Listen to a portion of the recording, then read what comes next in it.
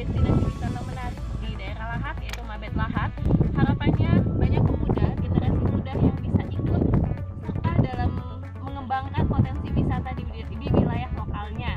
Dan Mabet Lahat ini bisa menjadi salah satu contoh dari gerakan anak-anak muda inspiratif yang membangun kelokalan wilayahnya untuk menjadi sebuah objek wisata yang potensial.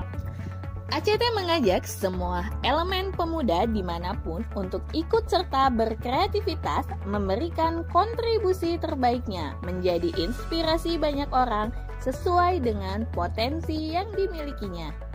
Mari menjadi pemuda inspiratif, bersatu, berkarya.